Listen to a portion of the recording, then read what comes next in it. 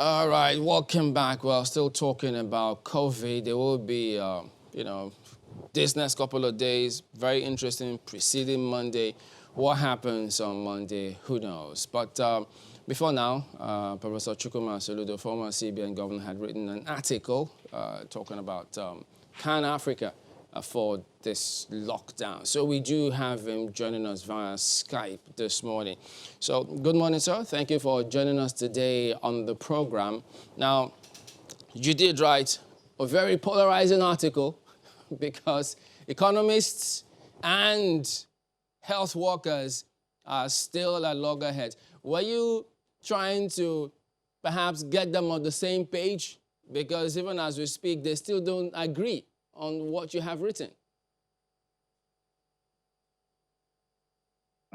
Well, thank you very much. Thank you for having me. I'm not quite sure whether the intent of the article, the intent of the article was probably to challenge us to think a little differently. And for a continent facing a scourge of global proportion, but it's a continent that had, if you like, in the medical terms, they call it pre-existing conditions.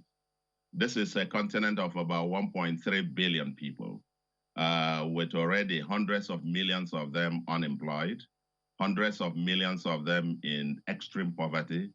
I mean, with millions of them dying out of other diseases, both infectious and otherwise, in a year. As we speak, probably about 3,000 children die every day out of malaria. And in Nigeria, for example, is said to have about 100 million malaria cases per annum, with over 300,000 deaths every year. That means approximately 1,000 persons die out of malaria in Nigeria every day, and approximately about same number of HIV. We don't know those that die on typhoid and all of those. So for a continent being buffeted with this, if you like, life, almost like living on life support, as it were, on with huge fatalities on the basis of diseases. And very importantly, the governments don't have the resources to be able to feed and fend for the people the way that the others do. In that kind of continent, in this kind of situation where the people are facing, almost in normal times without the pandemic, existential threats, that the issue of livelihoods and saving lives, people actually miss the point that where the government doesn't have the resources to be able to do this, and given the linkage between people's nutrition, their immune system, and their capacity to even withstand pandemic or diseases or infections, as it were, that issue of saving livelihood is not just another objective. It's a component, a critical, if not the most important instrument to dealing with the health challenge.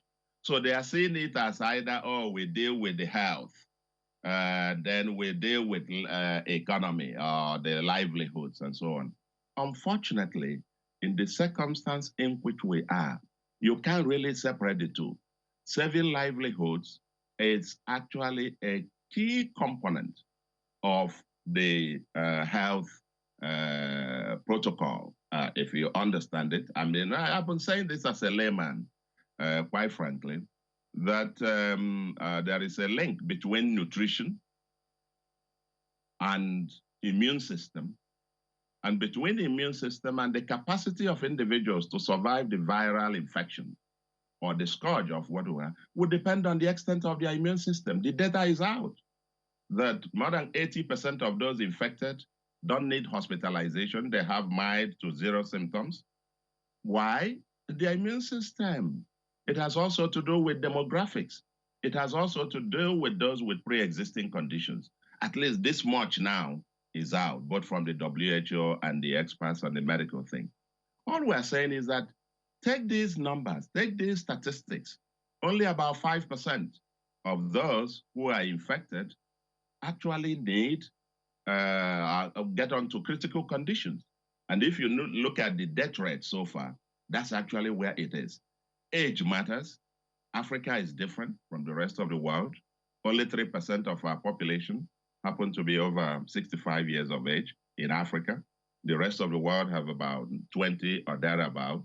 Those 65 and over are the most vulnerable, more vulnerable than the youthful African population with a median age of 20. The median age in the rest of the world, I mean, Europe, America, is about 45 or thereabout.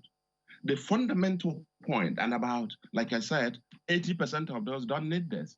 It's linked to their nutrition, their immune system and so on. They fight it off, and also demographics. So in the context of that, for Africa, you can't be talking about, oh, we save lives as one silo, where every day I talk about saving lives comprehensively. Saving lives comprehensively. Hundreds of millions are already on life support. If you take out their livelihood and the government has no resource to be able to feed them appropriately, as a layman, their immune system gets compromised, and you actually, in my thesis, is that you probably then be having a larger number of deaths due to the inappropriate response rather than the actual disease itself.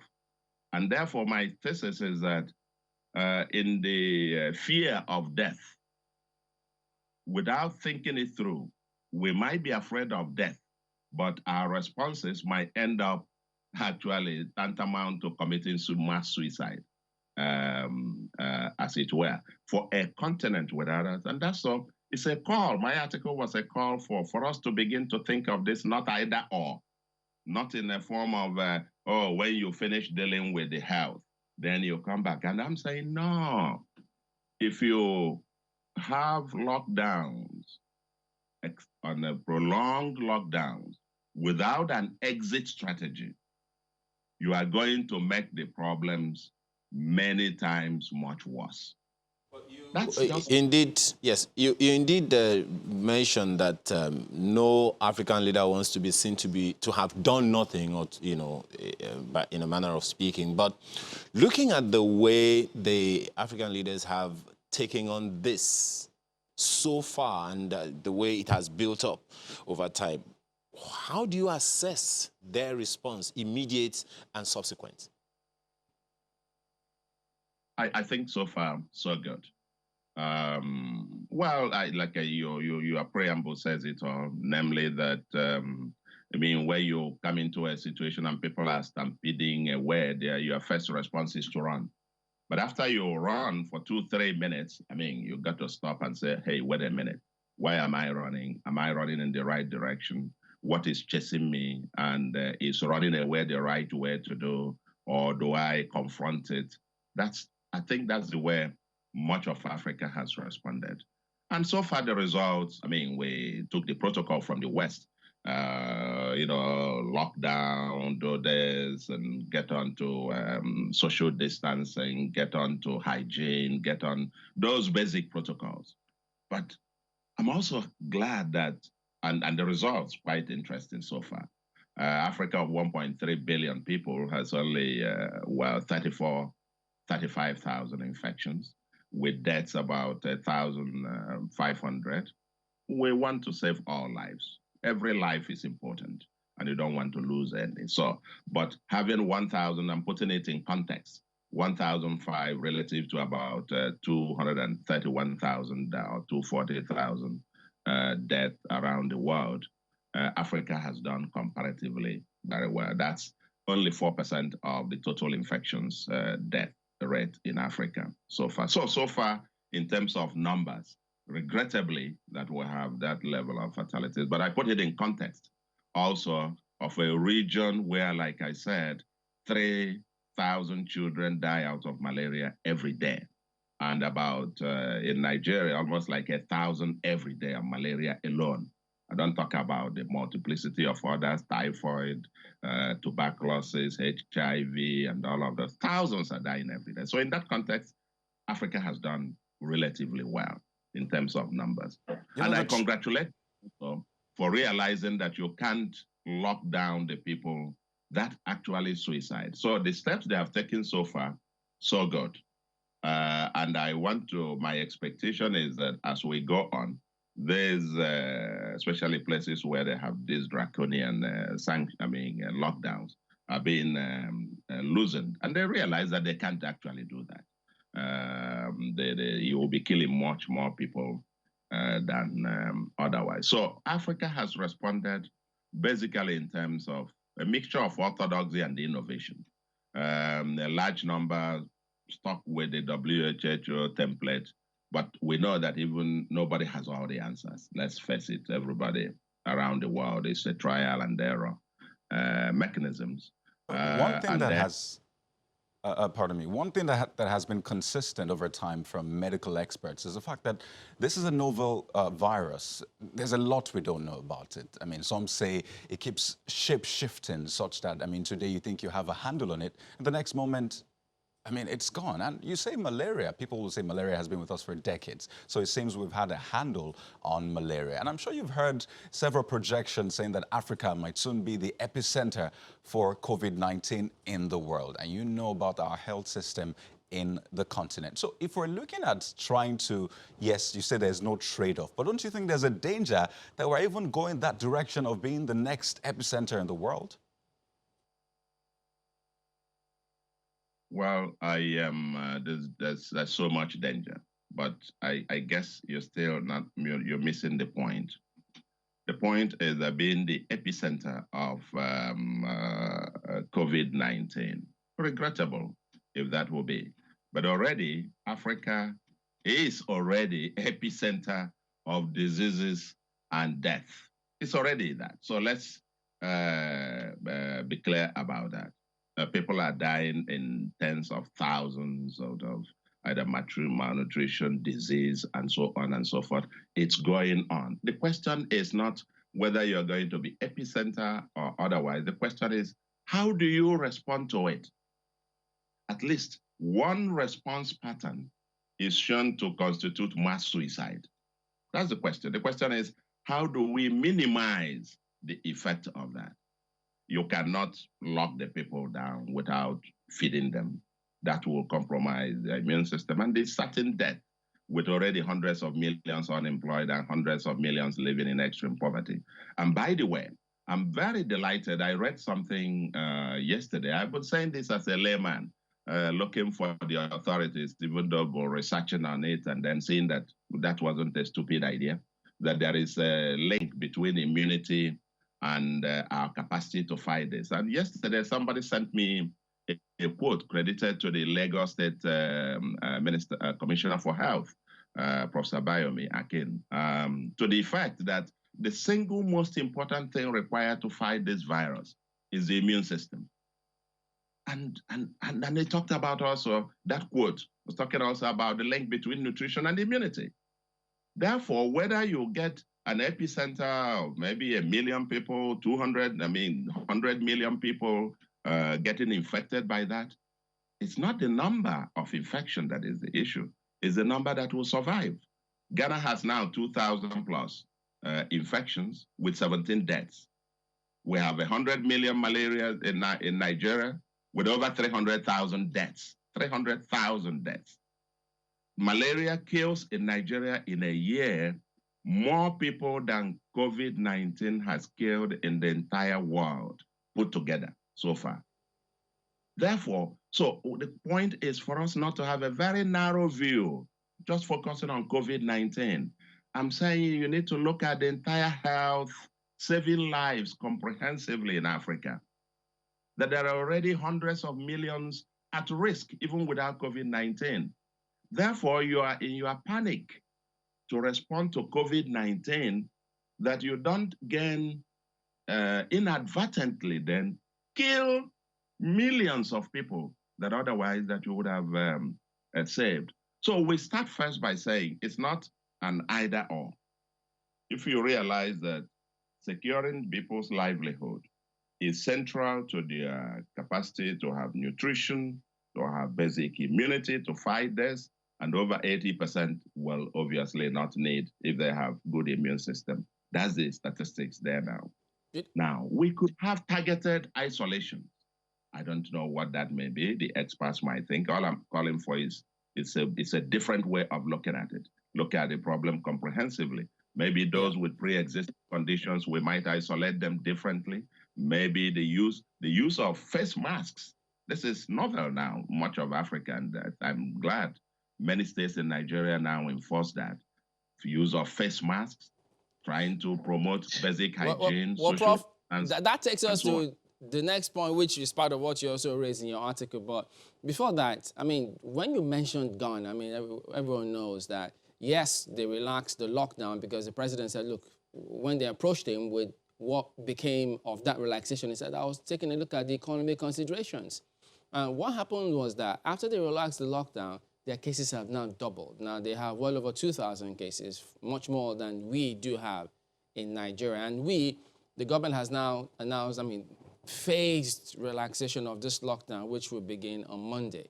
And looking at what has happened in that African country, many only think, oh, wait a minute, the same thing may happen here, because the figures released yesterday by the NCDC, 80 new cases in Kano, the most single highest figure they've had over time, overtaking Lagos. Yes, is an interesting point in terms of what do we do? How do we solve this problem? Economics, health considerations. But the suggestion you also recommended in the article, which is learning by doing, with those common sense safety tips which you talked about. But how effective can that be? Because, I mean, we've seen, even as it is now, it's difficult to even implement those policies. So even if they implement those ones, chances are that it might not even get us the desired result. So are we still between the devil and the deep blue sea? So what is your option? Your option is to go back and lock down the people. My thesis is that, I mean, maybe the point, I'm not making this point, I'm not communicating enough. Let's make the point that the scenario that Africa faces means that you don't have any easy choice. Hundreds of millions are already in danger. Millions are dying out of other diseases. What you haven't put out is for Ghana. Oh, it has 202,000 something infections. Infections have gone up. And that's part of the problem with communication. Part of my problem with the communication is that the communication world is communicating fear rather than hope. We're just exaggerating this with, oh, doomsday scenarios. Oh, Ghana, this infection has gone up to 2,000 something with 17 dead, 17 persons dead, okay?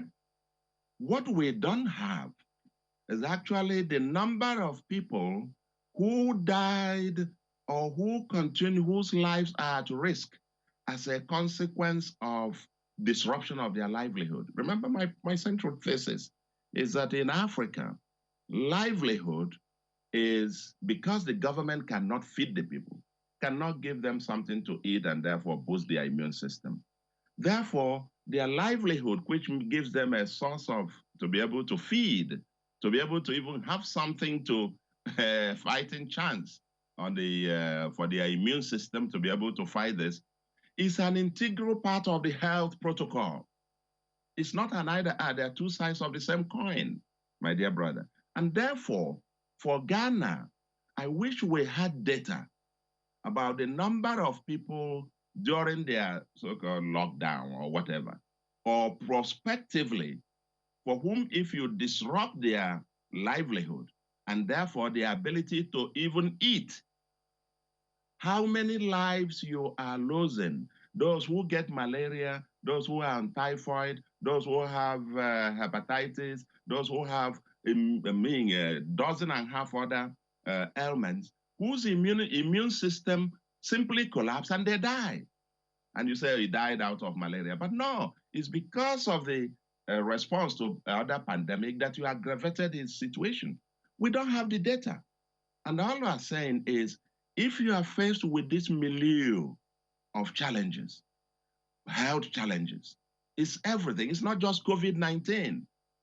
Ghana has huge other issues. And the question is, what is the best way to save, on the average, comprehensively, more lives?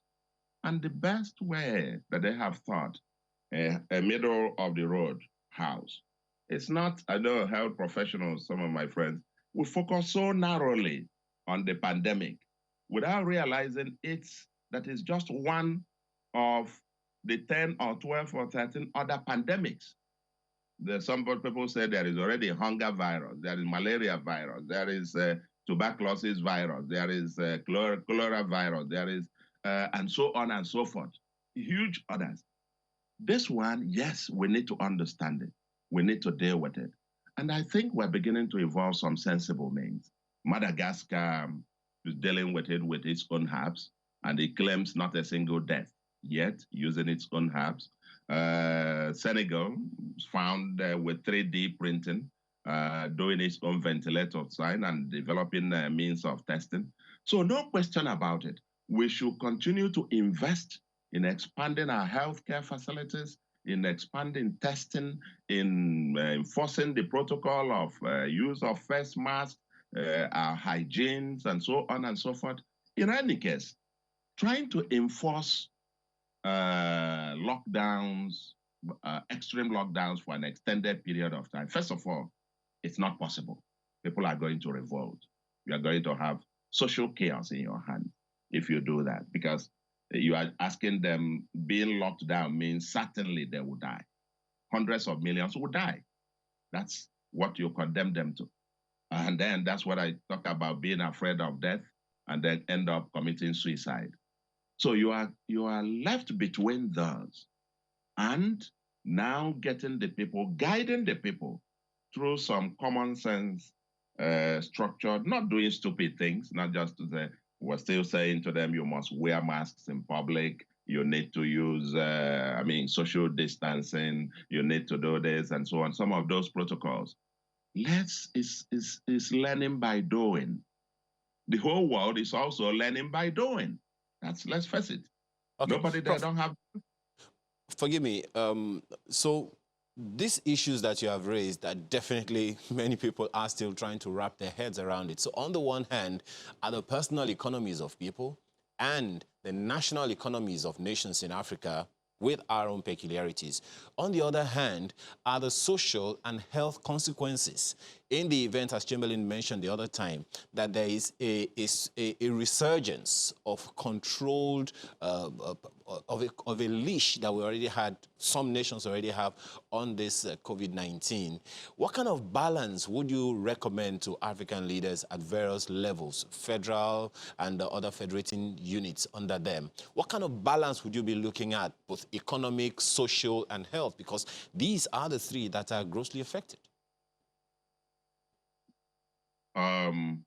I think I think you use the key word is balance. Okay. And I think the first is to understand that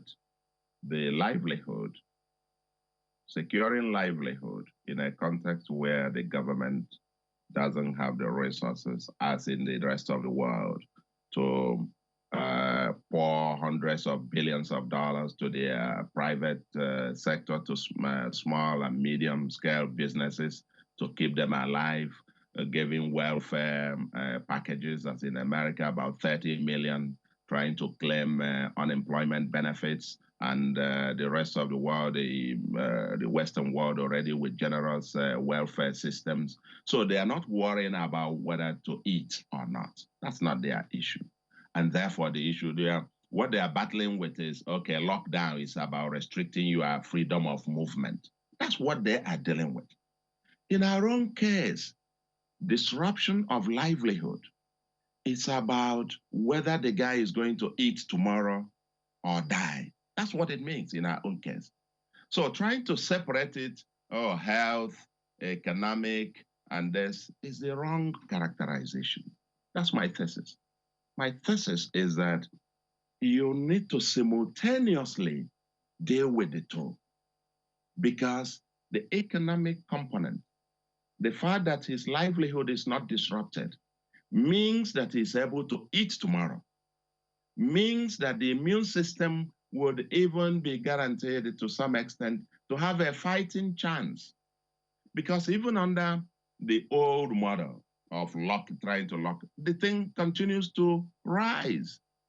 And it would have continued to rise because you are not able to totally enforce the lockdown. It's impossible to lock down hundreds of millions of Africans without food, without anything inside. Number two, the social environment in which we live is such that social clustering is actually the norm for a large percentage of the poor because they live in very large groups and clustered in accommodations and so on and so forth. So you couldn't even enforce it 100%. But the cost to society was humongous. So my point is, it's not an either or. You must, once you understand that livelihood in our peculiar situation, guaranteeing and promoting people's livelihood is the most important component of the health protocol. That's my point. All right. Because, yeah, that's my thesis. If you disrupt their livelihood, more millions are going to either starve to death or get their immune system compromised and they die through other diseases, as the case may be. So you need to weave the balance. And that is what I think much of Africa is trying to do now. What they're trying to do is to say, hey, we liberalize this to let people at least be able to have access to have something to eat. All right. That's one. And then we implement a set of protocol to keep them relatively safe. And I think that's